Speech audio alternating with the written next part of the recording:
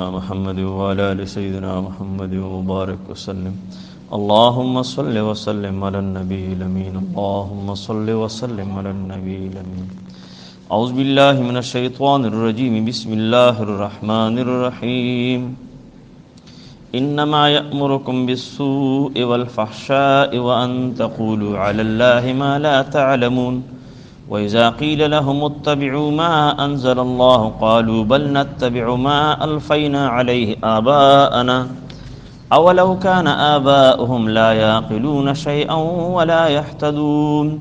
ومثل الذين كفروا كمثل الذي ينعق بما لا يسمع إلا دعاء ونداء صم بكم عمي فهم لا يعقلون. صدق الله العظيم. سبحانك لا علم لنا إلا ما علمتنا إنك أنت العليم الحكيم. د دین مخکې دا خبره تیره شوه چې الله رب العزت فرمایل چې اے خلکو ستاسو رازق او خالق او مالک زیمه، ستاسو د رزق اسباب ټول ما پیدا کړی دي. نو پکار ده چې د رزق په استعمال کې تاسو زما د قانون تابعداري وکړئ، او د هغې دپاره دا اصول فرمایل چې حلال او پاک چیز استعمال کړئ. حلال چې کم زناور هغه د الله تعالی د طرفه هغه جایز د خوراک ګرځېدلی دی هغه استعمال کړئ، او طیب دا چې دغه حلال چیز چې کم دی په پاک حالت کې استعمال کوي. نو د پاک دو مطلب دی، یو دا چې ظاهری طور پاکی ګنده چیزونه مخوره، او دویم دا چې اصلا هغه حلال دی، بنیادی طور حلال دی، خو د حرامو پیسو باندې اخیستل شوی دی، د غلا باندې شوی دی، د غلا دی او د بل چا حق دی پکې، نو هغه هم استعمالوي. ما نن درس کې دا خبره فرمایي چې الله فرمایي چې تاسو دغه حرام سيزونو ته کم خلق اړکیږي او اغي حرام سيزونه استعمالي، ناجایز سيزونه استعمالي. نو اصل کې خبره دا ده چې الله فرمایي دا شیطان دې خبرو ته تیاری، حرام ته، ګناه ته، بے حیا ته، بد عملو ته، پردي حق ته، جایز او ناجایز دغه تمیز ختم. دا شیطان دې خبرو ته چې کم دینو تیاریه چې دې کې خډیره فائدہ دا او دا استعمال کا.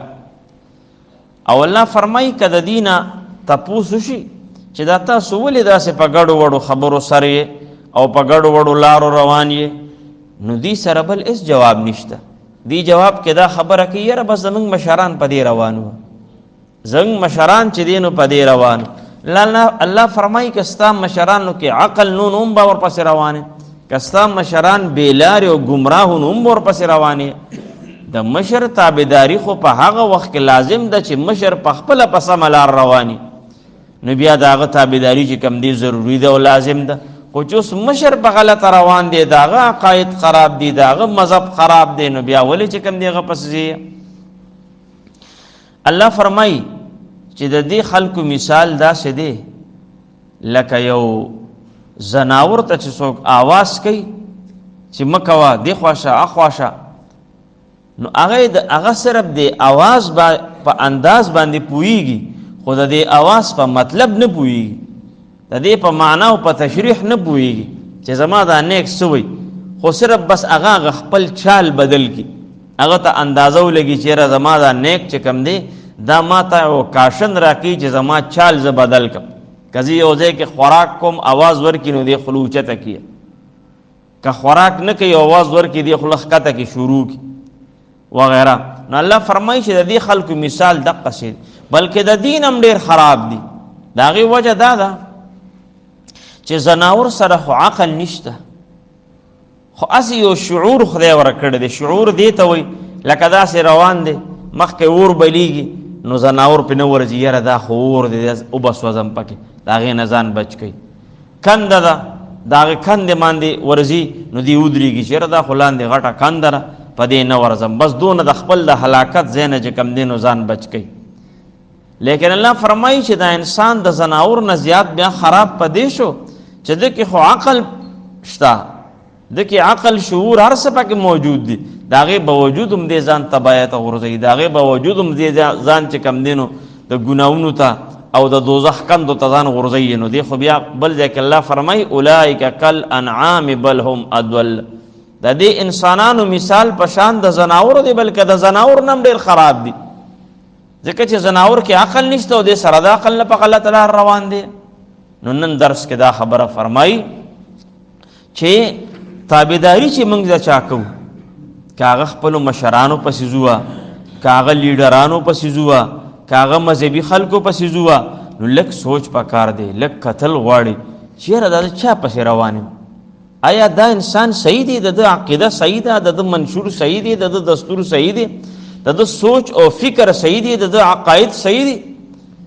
نو په هغې باندې اوس د مثال په طور یو مذهبي خبره ده، او یاره چې اوس نو څه وکړو، یاره دام مذهبي دی، دام مذهبي دی، دام مذهبي پارټي ده، زه چا پسې شم؟ دا خو ټول چې کم دی نو مسلمانان دي او ټول چې کم دی د بهترین دعوه کوي د مذهب. نو د هغې جواب بیا علماو موږ دغسې نه یو پرېښی، د هغې حدیث مبارک کې راځي چې علیکم بالسواد اعظم، تاسو په ځان لازم کې د دروند جماعت تابعداري، چې کم کې جماعت او کم کې ګروپ خلق ډیری. نو اوس چې خلق څنګه خلق کپړې پکې به ډیری، افراد بس ډیری نه، چې افراد ډیری خو کم قسم افراد ډیری.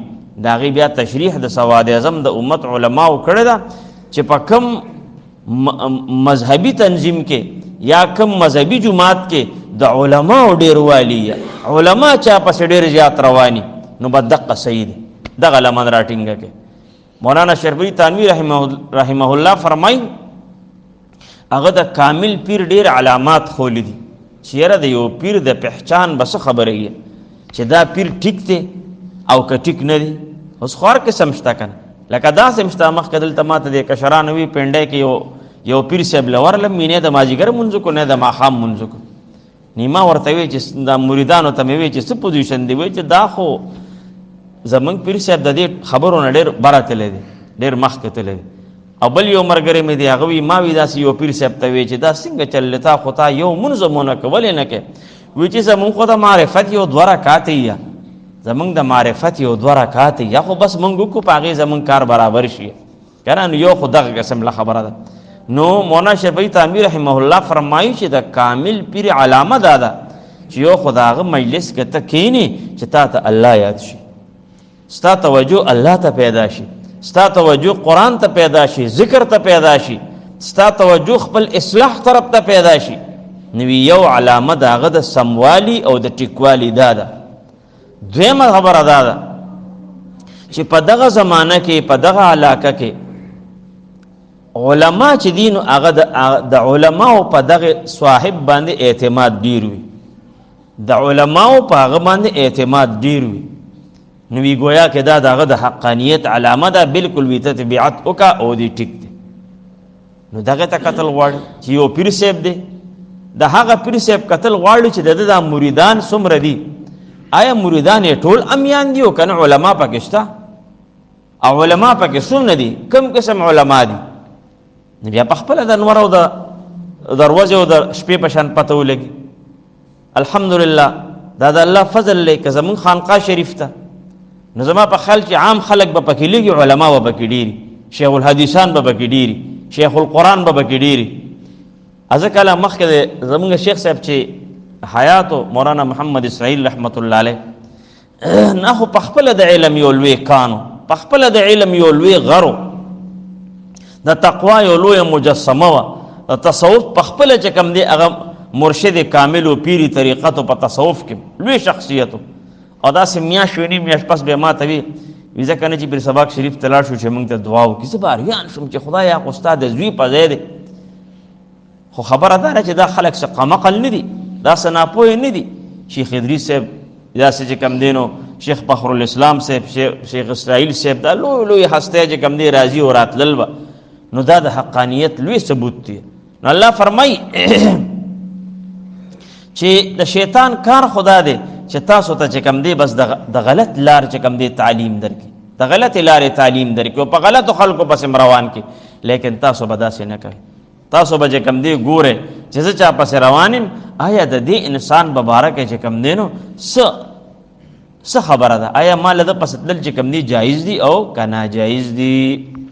اعوذ بالله انما خبره دا د بل نه ده، یأمرکم حکم کوي تاسو ته شیطان بالسوء والفحشاء په ګناه او په بې حیا سره، په ګناه او په بې حیا سره تاسو ته حکم کوي. وان تقولوا بل د دې خبره تاسو ته حکم کوي، تاسو ته وینا وان تقولوا چې تاسو وایي علی الله په الله باندې ما هغه خبره لا تعلمون چې تاسو په نه پوهیږئ په نه په الله باندې یو خبره وروتړئ.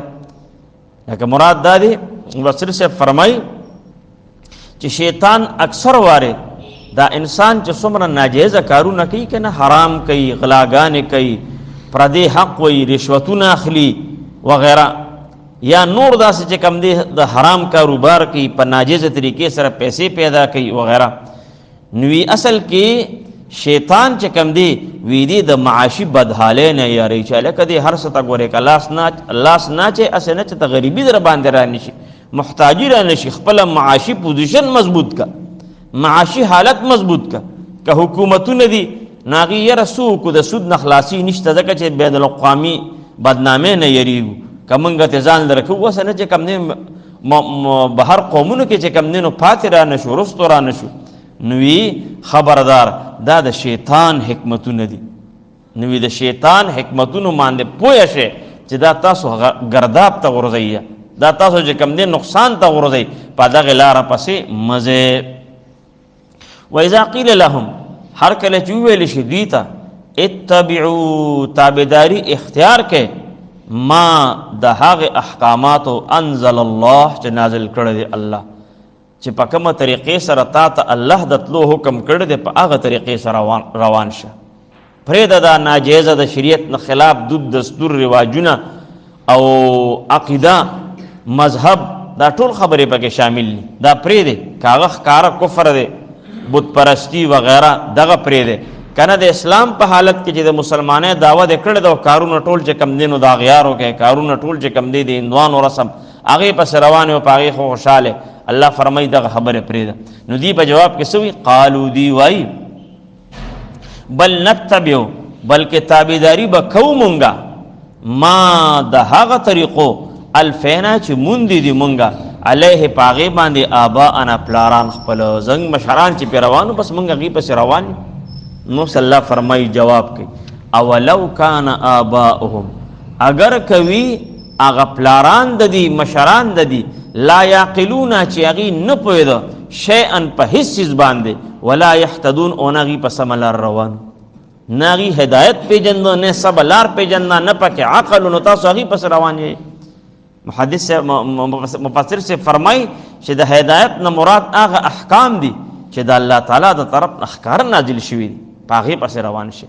او د عقل نه لا یعقلون، د عقل نه مراد چې کوم دی هغه خبرې دي چې د اجتهاد په ذریعې سره هغه معلومې شوي دي. اجتهاد څه ته وایي؟ لکه یو خبره چې کوم دی په قرآن کې انسان ښکاره ونه مومي. دغه چې و د یمن گورنر چې نبی علیہ السلام مقرر که په خپل ژوند باندې مشهور صحابي دی، معنی اوس نوم هېر شو، مشهور صحابي دی، هر وخت یې زه نوم اخلمه یاد به شي راته کیدی شي. هغه نبی علیہ السلام په خپل ژوند باندې معاذ بن جبل رضی الله تعالی عنہ، حضرت معاذ بن جبل رضی الله دا نبی علیہ السلام په خپل ژوند باندې د یمن گورنر مقرر کړو. نو چې زه روان شم نو ما ته وی چې سورلی ته وخېږه، نو ما ته داسې ما ته وی چې پرېږده وخېږه سورلی ته، ما ته بېدبي غونته ښکارېده. نو یې وختم، نو زه په سورلی ناست وم او سورلی مې روانه کړه او حضرت را سره داسې په تیزه تیزه روانو او اخري راته یو څو خبرې وکړه. ما ته وی چې فیصله به په څه باندې کې؟ مې چې فیصله به په قرآن باندې کو، د قرآن مطابق به فیصله کو. ما ته وی چې که د یو مسلې حل ښکاره په قرآن کې ونه مونته بیا به څه کې؟ مې چې بیا به د رسول الله صلی الله علیه وسلم احادیثو کې معلوموم، د هغې د سنتو احادیثو په رڼا کې به فیصله کو. وی بیا راته وفرمیل که په احادیثو کې د هغې مسلې حل ښکاره معلوم نه کړو نو بیا بیا ما ورته وی چې صاحب بیا به د قرآن او د حدیثو په رڼا کې به خپل اجتهاد کوم چې د هغې سره مخالفت او ټکر مو نه خوري او خپل اجتهاد د بیا د هغې په رڼا کې کوم او فیصله به کوم. ایماله دې سینې داسې ډب راکړه نبي علیه السلام چې الله دې دا علم ستا دپاره برکتي کړي.